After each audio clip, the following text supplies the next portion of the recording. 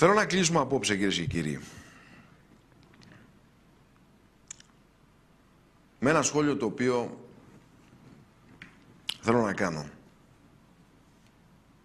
Επειδή ξέρετε πολύ καλά ότι έχω κάνει πολλά χρόνια τηλεόραση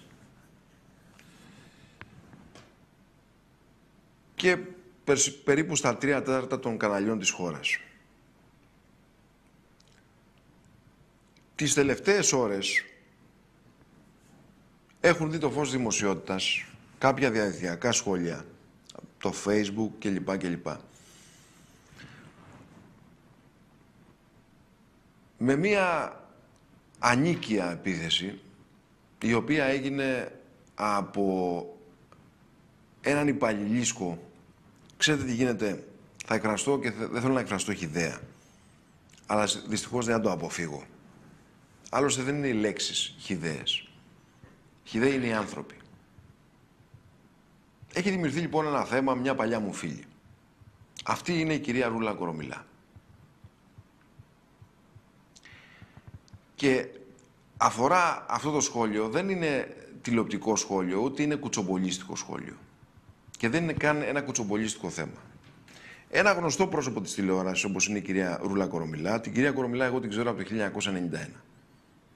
Από όταν ξεκίνησα μαζί της στον τηλεοπτικό σταθμό Αντένα του κυρίου Μινά Κυριακού, δεν λέγεται Μίνωας, λέγεται Μινάς. Μινάρας. Με ήττα. Μινάρας. Ξεκίνησα μια εκπομπή που λεγόταν Πρωινός Καφές. Το 1991. Το Μάιο. Εγώ, η Ρούλα η Κορομιλά και κάποια άλλα παιδιά που ο Γιώργος Λουκανίδης, ο Μακαρίτης, που δεν ζει σήμερα, σκοτώθηκε σε ένα μοιραίο τροχαίο, τηλεοπτικές γυμνάστριες, υπό την επίβλεψη του κυρίου Νίκου Μαστοράκη.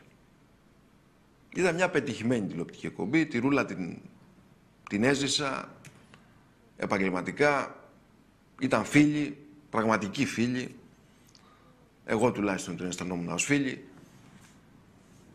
διότι γνώριζα και μέλη της οικογένειάς της, ντόμπροι άνθρωποι,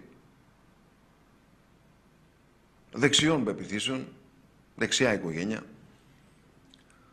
και βεβαίως με έναν πατέρα ο οποίος πίστευε στο πατρί στη σκιά οικογένεια, στον Μαγκαρίτη, τον Σταύρο, τον Κορομιλά, τον πατέρα της Ρούλας.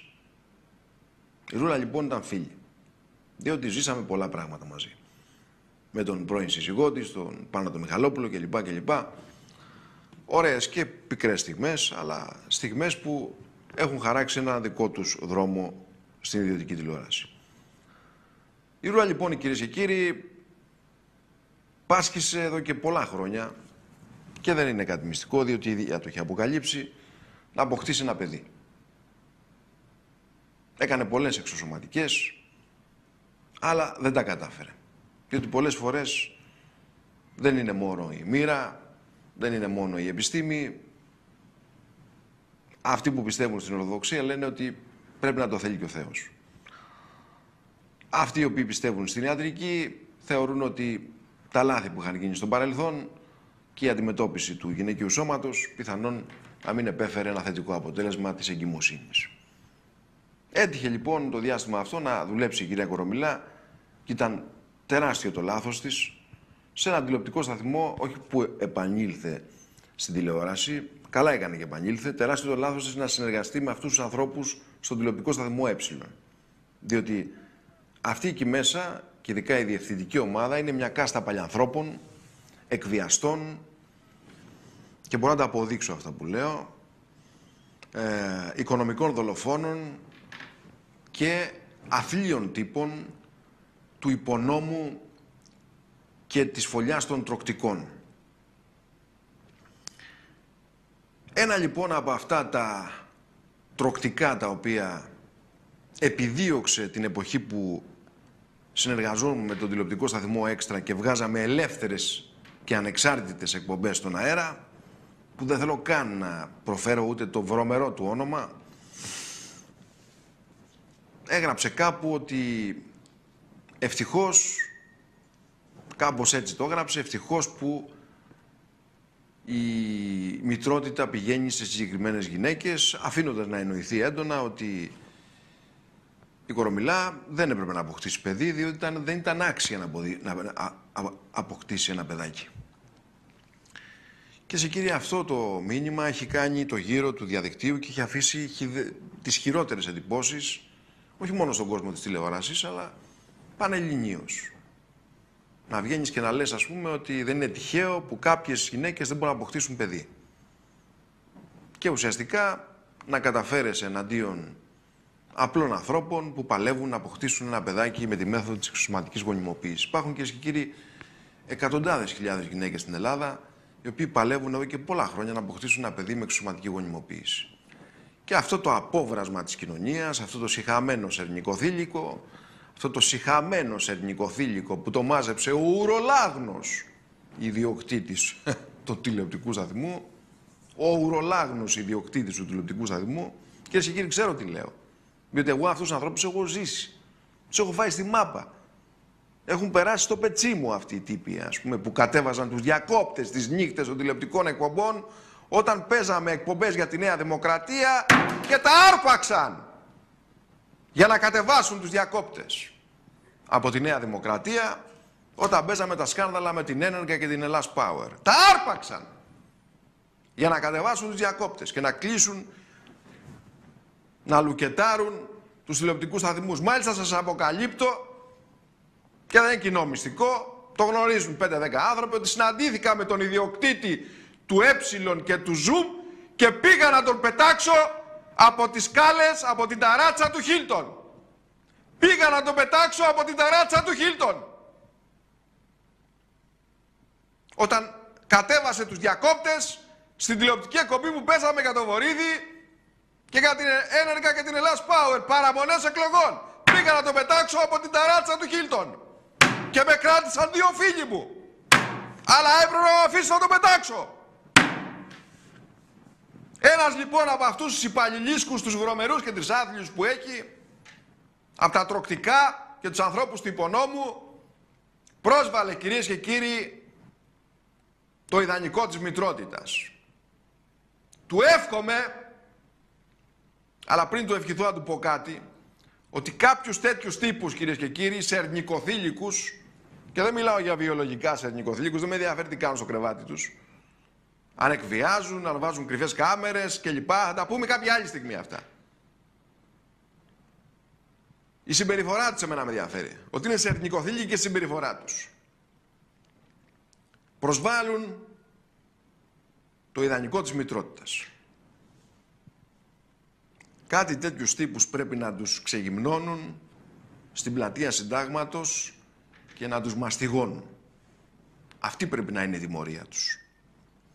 Και η δεύτερη τιμωρία τους, η Παναγιά, η οποία είναι η προστάτηδα της μητρότητας, είναι βαριά η λέξη που θα πω, αλλά πρέπει να τους αφήνει ανάπηρους και σημαδεμένους. Ευχή και κατάρα λοιπόν, να τους αφήσει και ανάπηρους και σημαδεμένους. Σκληρές κουβέντες, αλλά μόνο έτσι καταλαβαίνουν αυτοί οι τύποι. Εκβιαστές εσχείς του είδους, μόνο έτσι καταλαβαίνουν, κυρίες και κύριοι. Ένα χτύπημα της μοίρας ισχυρό και αναπηρία. Αναπηρία! Και δεν έχω τίποτα για να ξεκαθαρίζουμε τα πράγματα με τους εκλεκτούς φίλους που για συγκεκριμένους λόγους, δεν εννοώ σωματική αναπηρία για να μην παρεξηγηθώ, ξεκάθαρα, δεν εννοώ σωματική αναπηρία, εννοώ άλλου είδους αναπηρία. Και δεν έχω καμία διάθεση να προσβάλλω τους ανθρώπους με τις ιδιαίτερα, όχι τις ειδικές ανάγκες, με τις πολύ μεγάλες ικανότητες, οι οποίοι παλεύουν για τη ζωή τους. Αλλά τέτοιοι τύποι προσβάλλουν και τους ανθρώπους με ειδικές ανάγκες. Άνθρωποι οι οποίοι καταφέρονται κατά της μητρότητας, καταφέρονται, κυρίες και κύριοι, και κατά των ανθρώπων με ειδικές ανάγκες και κατά των ανθρώπων που αντιμετωπίζουν σοβαρότατα προβλήματα επιβίωσης και σοβαρότατα προβλήματα κινητικής φύσεως. Δεν είναι άνθρωποι, κυρίες και κύριοι, αυτοί. Είναι αποβράσματα. Και θα πρέπει να τους σημαδεύει η Παναγία για όλη τους τη ζωή. Και σας λέω και πάλι, μιλάω για μια γυναίκα, την κυρία Κορομιλά, η οποία είναι κυρία με κάπα κεφαλαίο. Και βεβαίως δεν έχει καμιά ανάγκη να την υπερασπιστώ εγώ ή οποιοσδήποτε.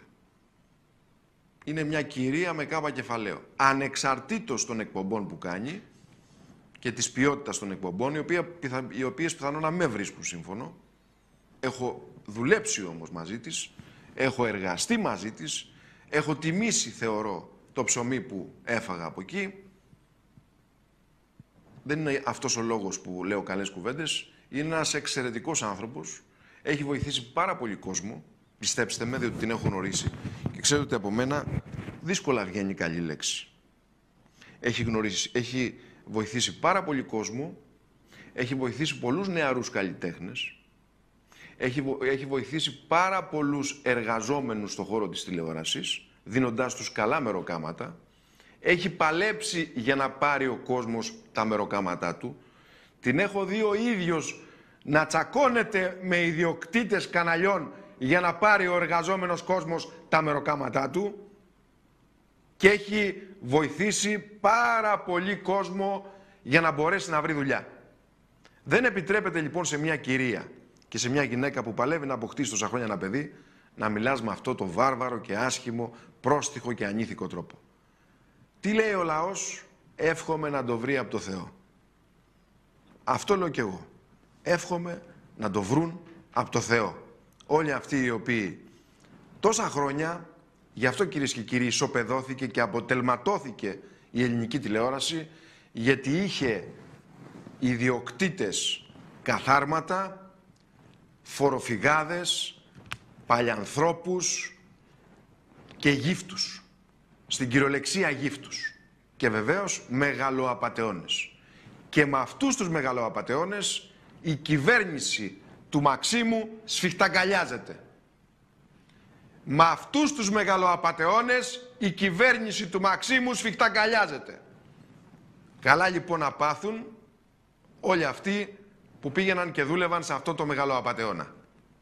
Και όποια στιγμή θέλουν, ας έρθουν να τα πούμε και να τα συζητήσουμε. Γιατί τους ξέρω απ' έξω σαν γκάλπικες δεκάρες.